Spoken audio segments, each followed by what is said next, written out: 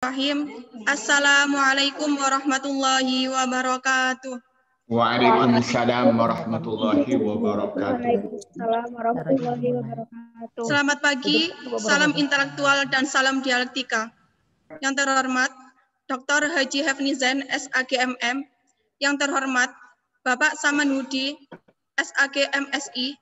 Yang terhormat Dr. Abdul Wadud Nafis, LC/MEI.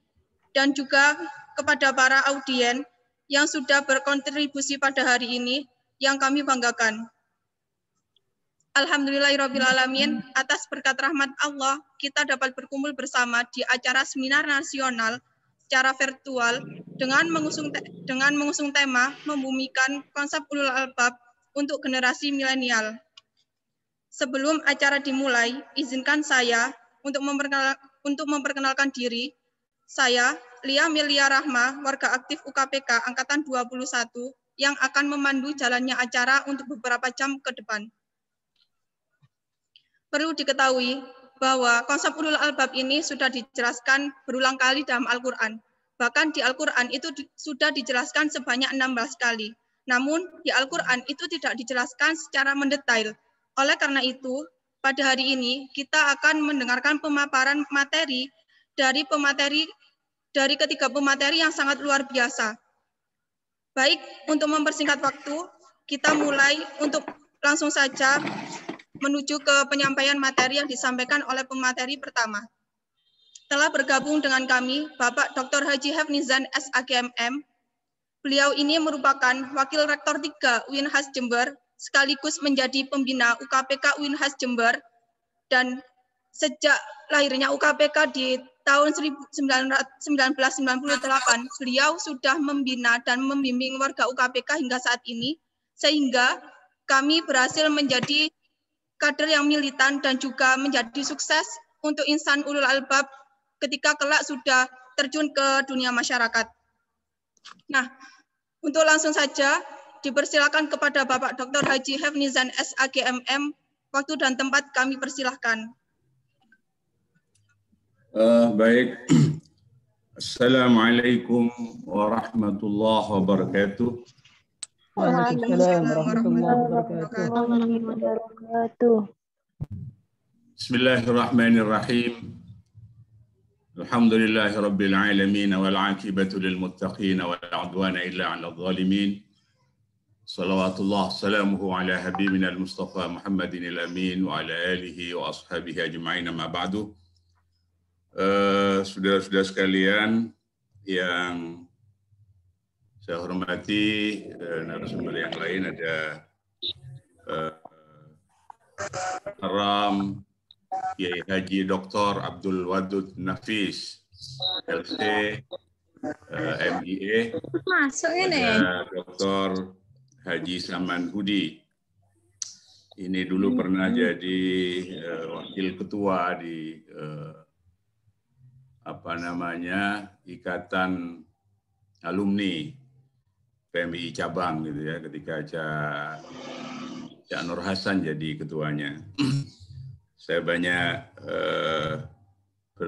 berkomunikasi dan bergaul dengan beliau, alumni S3 Bandung yang sekarang juga masih eksis di dunia intelektual. Setelah sebelumnya juga pernah coba-coba di dunia politik gitu ya, pernah nyalon juga sebagai anggota dewan.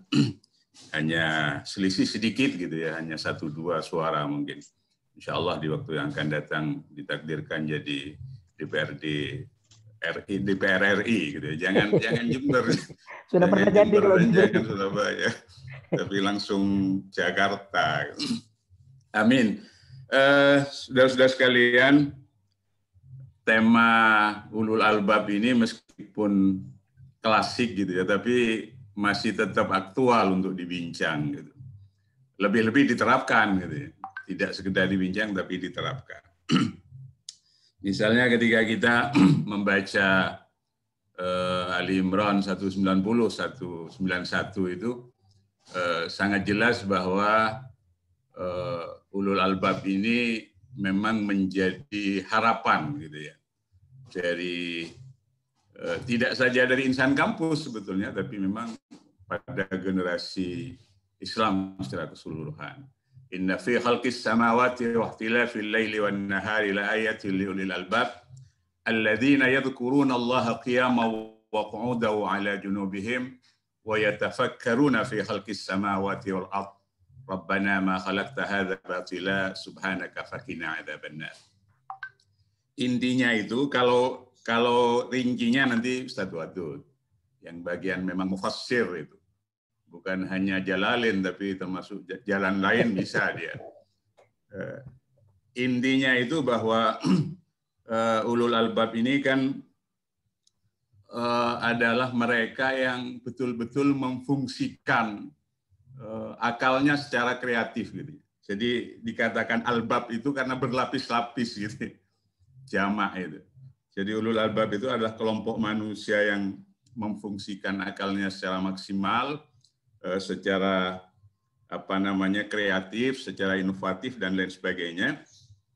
Sehingga saya lebih senang mencirikan ulul albab itu siapa? Ulul albab itu adalah mereka yang paling tidak memiliki kompetensi simis. Saya pernah bilang dulu itu. Simis itu adalah kompetensi spiritual, kompetensi intelektual, kompetensi moral, kompetensi integritas gitu ya, dan kompetensi sosial. Jadi ada 5 kompetensi yang diindikasikan di ayat itu. Pertama adalah mereka yang memiliki potensi spiritual. Jelas spiritualitas ini sesungguhnya mengindikasikan keseimbangan, integrasi. Wabtaghi fima ataqallahu ad-daral akhirah wa la tansa nasibaka minad dunya wa ahsin kama ahsanallahu ilaik wa la tabghil fasad fil ardh innallaha la yuhibbul mufsidin. Jadi kalau mau tafsir bitafsir, kalau mau Al-Qur'an ditafsirkan dengan ayat Al-Qur'an, ini menjadi semacam bandingan gitu ya. Dari ulul albab itu, spiritual itu. Jadi tidak saja akal tapi juga spiritual. Malah di situ spiritualnya disebut duluan. Alladzina yadhkuruna Allaha qiyaman wa qu'udan wa 'ala junubihim. Baru wa yatafakkaruna fi khalqis samawati wal ardh. Tapi meskipun sudah menggabungkan hati Mekah dan otak Jerman, tapi tetap Rabbana ma khalaqta hadza batila subhanaka faqina adzabannar. Jadi tetap dia ketawadhuannya tinggi gitu ya. Moralitasnya tinggi dan lain sebagainya. Kemudian yang kedua, kompetensi intelektual. Kompetensi intelektual ini tidak saja golongan yang mampu membaca apa yang tertulis gitu ya, tetapi juga mampu memaknai di balik yang tertulis. Jadi kemampuan berpikir behind. Kalau bahasanya Ahsin itu disebut sebagai unthinkable. Jadi sesuatu yang tidak difikirkan orang gitu ya. Tidak difikirkan orang lain, sudah dia pikirkan. Dia sudah bisa menembus beberapa perspektif, menembus beberapa kemungkinan yang orang lain hanya mampu membuat satu perspektif gitu. Kemudian ada kompetensi moral, kompetensi integritas, dan kompetensi sosial. Ini semua dimiliki oleh mereka yang disebut oleh Quran sebagai orang yang memiliki ulul albab, yang memiliki ulul albab. Kemudian yang kedua, ciri-ciri ulul albab ini kemudian kita akronimkan sebagai SMART. Ya. Ada S, ada M, ada A, ada R, ada T. Yang pertama itu sinergi. Jadi orang yang diklaim atau orang yang kemudian mendapatkan gelar ulul albab ini, kebiasaan karakter dari dirinya itu selalu bersinergi dengan yang lain. Jadi tidak bekerja sendiri gitu ya. Selain dia sangat individual juga bersinergi dengan yang lain. Karena memang keberhasilan akan sesuatu itu sangat ditentukan oleh sinergi itu. Makanya dikembangkan apa yang disebut dengan KIS itu. Kolaborasi, integrasi, sinergi, dan simplikasi. Jadi untuk memudahkan, karena ini bicara tentang konsep, untuk memudahkan retorika berpikir kita, sistematika berpikir kita, saya mencoba untuk melihatnya dari berbagai akronim gitu ya. berbagai akronim untuk memudahkan, karena ini untuk adik-adik UKPK. Jadi SMART itu yang pertama adalah sinergi. M-nya itu adalah meaningful. Keberadaannya itu betul-betul memberikan makna yang dalam bagi orang lain, gitu ya. Kehadirannya betul-betul dibutuhkan oleh orang lain. Kehadirannya betul-betul mempunyai makna yang besar bagi masyarakat sekitarnya. Kemudian yang ketiga, adaptability. SMART itu, adaptability adalah kemampuan dia beradaptasi dengan berbagai dinamika keilmuan dan dinamika sosial. Dia selalu mengupdate perkembangan-perkembangan terbaru dari perkembangan ilmu pengetahuan dan teknologi. Termasuk juga memiliki kemampuan untuk beradaptasi dengan berbagai komunitas. Artinya dia selalu mampu menempatkan diri dan memahami saya sedang berbicara di hadapan siapa. Komunitas yang kita hadapi seperti apa. Masyarakat kota atau masyarakat desa, masyarakat pesisir atau tidak, dan lain sebagainya. Jadi dia selalu mempunyai kelenturan, fleksibilitas, ibarat ilalang yang tidak patah oleh beban dadakan, kan gitu kan. Jadi selalu mempunyai kelenturan dan memilih bahasa yang sesuai dengan kaumnya. Nah, kalau yang dihadapi adalah orang-orang intelektual, ya tentu saja bahasanya bahasa-bahasa yang relatif dalam tanda kutip canggih. Apalagi masyarakat milenial. Ya, masyarakat milenial itu salah satunya kalau presentasi itu tidak boleh terlalu lama. Sebab kalau terlalu lama pada masyarakat milenial mereka kemudian menunduk semua. Menunduk semua maksudnya main HP sendiri-sendiri kan gitu kan. Jadi maksimal 10 menit gitu, paling banyak 15 menit tapi berisi betul. Kemudian yang ketiga R-nya itu responsif atau responsibility. Jadi kemampuan merespon berbagai hal yang baru sekaligus bertanggung jawab dengan itu. Nah, pertanggungjawaban ini yang kemudian menjadi ciri utama daripada ulul albab itu. Sehingga memang tidak mudah. Kalau sekedar kelakar, kalau sekedar jargon, fikir dan amal soleh misalnya, itu mudah. Tetapi kemudian implementasinya dalam kehidupan yang nyata harus betul-betul konsisten dan berkomitmen. Kemudian apalagi responsibility dan responsif, kemudian yang T itu adalah treasure. Treasure itu adalah kebermanfaatan. Jadi ini kemudian ketemu dengan hadis Nabi, khairun nas anfa'uhum linnas, bahwa paling baiknya manusia itu adalah mereka yang paling banyak memberikan kemanfaatan pada yang lain. Nah, ini juga disimbolkan dalam sholat gitu ya, disimbolkan dalam sholat. Jadi setelah mulai takbir sampai akhir, kita harus mengakhirinya dengan salam.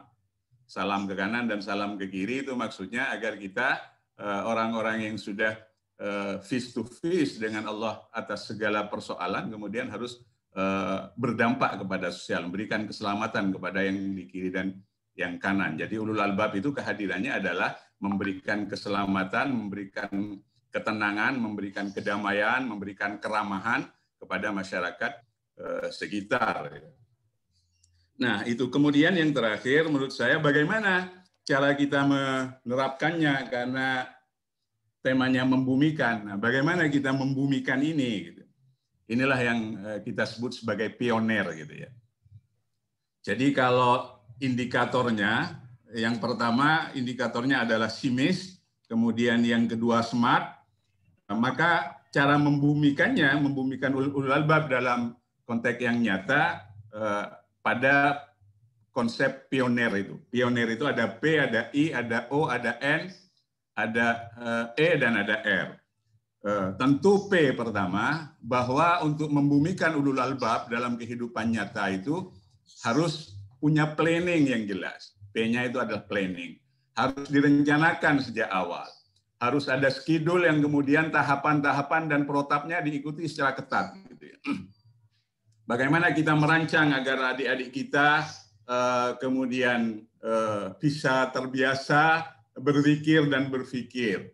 Bagaimana mereka di siang hari kemudian dengan kecanggihan otaknya melahap berbagai musuh debatnya misalnya, tetapi di malam hari kemudian bersimbah air mata untuk kemudian mengadukan hal-hal yang emosional kepada Allah Subhanahu wa taala dengan sholat malam dan lain sebagainya. Nah, perpaduan yang seperti itulah yang kemudian dalam Islam disebut sebagai babul ilm.